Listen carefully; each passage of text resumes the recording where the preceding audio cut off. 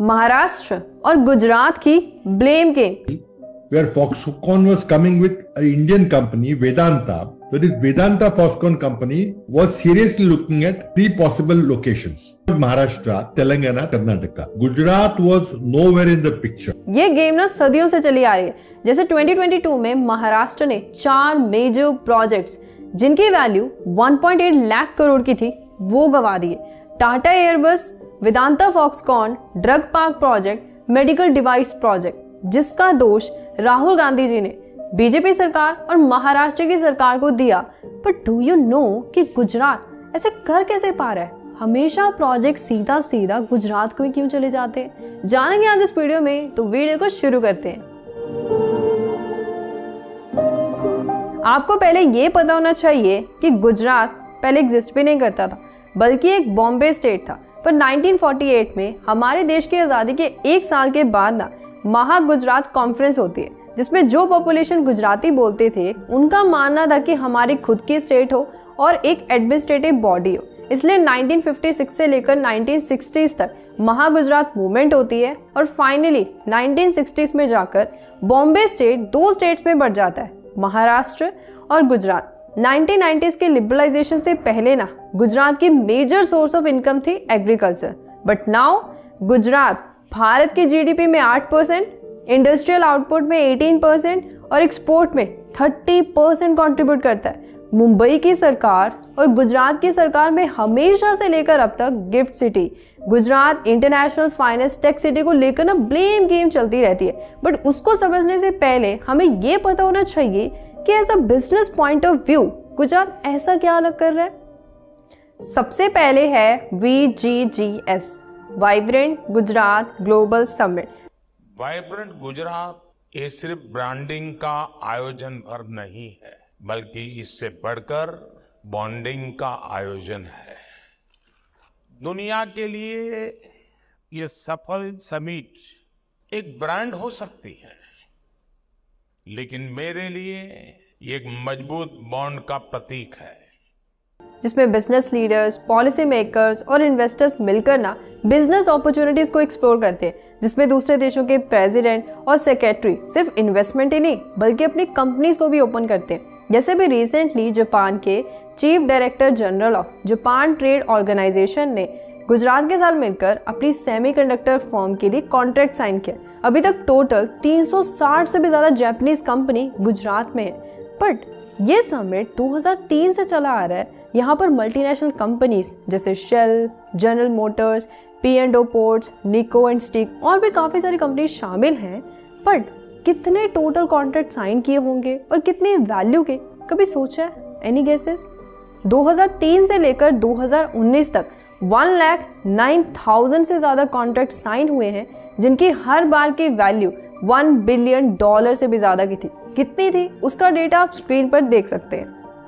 Interestingly ना ये summit हर 1 साल के बाद किया जाता है, जब हर बार ना नए सेक्टर पर फोकस किया जाता है। जैसे कि 2019 में रिन्यूएबल एनर्जी, 2021 में हमें पता है कोविड चल रहा था, तो इसलिए ना इसको एक्सटेंड करके 2024 में कर दिया गया। अब जब इलेक्शन भी होंगे ये समिट भी किया जाएगा, जिसमें sustainable energy, green hydrogen, space technology और सेमीकंडक्टर्स पर ध्यान दिया जाएगा।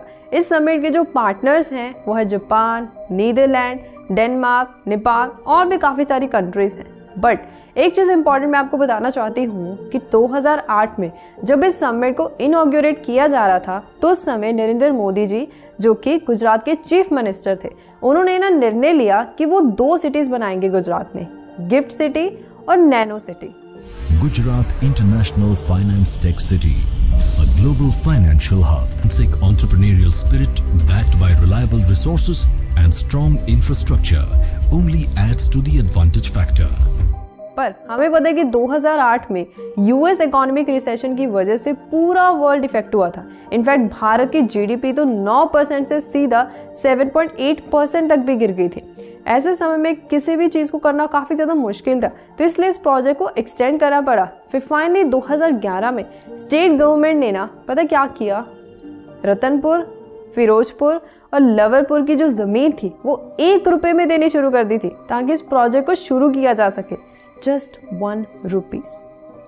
अब 2015 और 16 के यूनियन बजट में हमारे देश के उस समय के फाइनेंस मिनिस्टर अरुण जेटली जी ने इंटरनेशनल फाइनेंस सेंटर, जो कि सिंगापुर और दुबई के साथ डायरेक्ट कंपीट करेगा, वो ना मुंबई में बनना था, उसको शिफ्ट कर दिया गुजरात में, जिसकी वजह से ना उस समय बीजेपी वर्सेस कांग्रेस बहुत बड़ी लड़ाई हुई थी। उसको हम समझेंगे वीडियो के सेकेंड पार्ट में। बट उससे पहले गिफ्ट सिटी का मकसद था इन्वेस्टर्स, फंड्स और स्टार्टअप्स को वो एनवायरनमेंट दिया जाए और साथ ही वो टैक्स इंसेंटिव्स दिए जाए जो कि उनको सिंगापुर और दुबई में मिलते हैं, जिसकी वजह से कंपनीज वहां पर जाती हैं। इसीलिए गुजरात के गिफ्ट सिटी में स्टेट सब्सिडीज, नो जीएसटी अगर कंपनीज IFSC SEZ यूनिट्स के अंडर आती हैं, नेशनल और फॉरेन एक्सचेंजेस को टोटल टैक्स एग्जेम्पशंस दिए जाते हैं। कौन कौन से एग्जेम्पशंस दिए जाते हैं उसको आप स्क्रीन पर रीड कर सकते हैं। इसका रिजल्ट पता क्या निकला? कोटक महिंद्रा बैंक ने अपना FPI licence Alchemy India long term fund को दिया मॉरिशस से गिफ्ट सिटी में रिलोकेट होने के लिए। 200 से ज्यादा कंपनीज यहाँ पर सेटल हो चुकी हैं। शिपिंग कंपनीज सिंगापुर और दुबई को छोड़कर गिफ्ट सिटी में आनी शुरू हो चुकी हैं। इंडिया इंटरनेशनल बुलियन एक्सचेंज, जो कि गोल्ड प्राइसेस को स्टेबल करेगा, गुजरात में बनाया गया है। गिफ्ट सिटी की 2 बड़ी बिल्डिंग्स गिफ्ट पान एंड गिफ्ट 2 बनाई गई हैं। उसको तो हम भूल ही नहीं सकते। डायमंड ट्रेड सेंटर, जो बिल्डिंग वर्ल्ड की लार्जेस्ट बिल्डिंग है और US का भी रिकॉर्ड उन्होंने ब्रेक कर दिया है। और 2 और इम्पोर्टेंट प्रोजेक्ट्स के ऊपर ना काम चल रहा है। Number 1 DMIC corridor project. ये इंफ्रास्ट्रक्चर प्रोजेक्ट भारत का लार्जेस्ट इंफ्रास्ट्रक्चर होगा, जो कि मुंबई से गुजरात के इन एरिया से होते हुए दिल्ली से कनेक्ट होगा, जिससे inventory cost, transportation, delivery time काफ़ी कम हो जाएगा और साथ ही इससे रिजल्ट क्या निकलेगा? बिजनेस इन्वायरमेंट बदलेगा।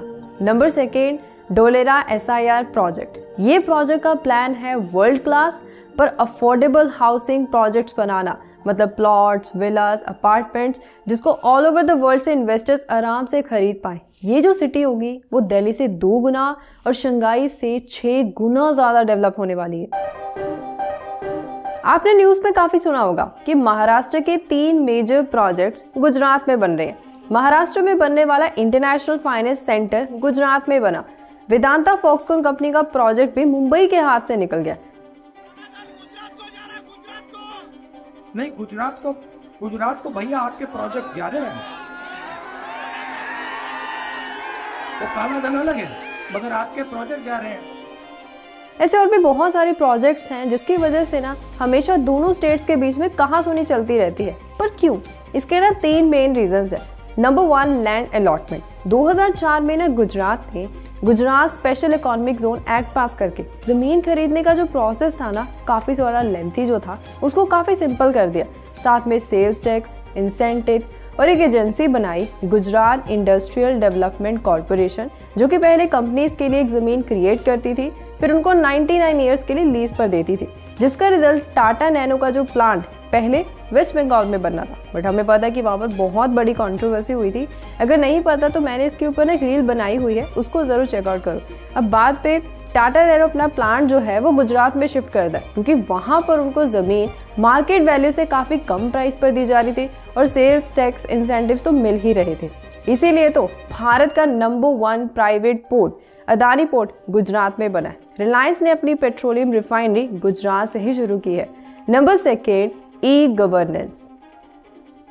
इसमें ना सरकार के 2 initiatives, single window clearance act और न्यू इंडस्ट्रियल पॉलिसी ने सिर्फ भारत में रह रही कंपनीज को नहीं बल्कि दूसरे देश की कंपनीज को भी अपॉर्चुनिटीज प्रोवाइड की है। क्योंकि सिंगल विंडो क्लियरेंस प्लेटफॉर्म से पहले कंपनीज को पेपर, परमिट और क्लियरेंस के लिए जो मल्टीपल एजेंसीज के पास जाना पड़ता था, अब उसकी जरूरत नहीं है। एक सिंगल प्लेटफॉर्म पर कंपनी अपने सभी काम कर सकती है।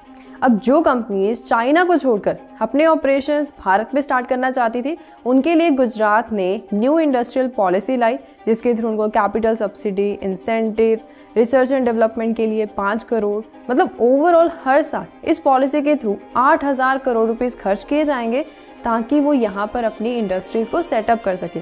इसीलिए तो आप देखो अभी गुजरात में लगातार प्रोजेक्ट्स पे प्रोजेक्ट्स बनते जा रहे, इसीलिए रतन टाटा जी ने ये शब्द।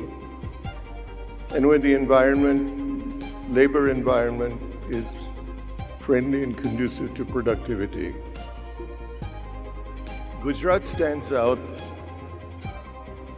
different and perhaps better than anywhere else in the country number 3, making hubs और सिटीज। आप ध्यान देना कि हमेशा गुजरात में अगर किसी भी इंडस्ट्री की शुरुआत होती है तो वो छोटे लेवल पर नहीं बल्कि बड़े लेवल पर की जाती है। जैसे कि हमारे भारत का फाइनेंस हब गुजरात में, जिसे हम कहते हैं गिफ्ट सिटी।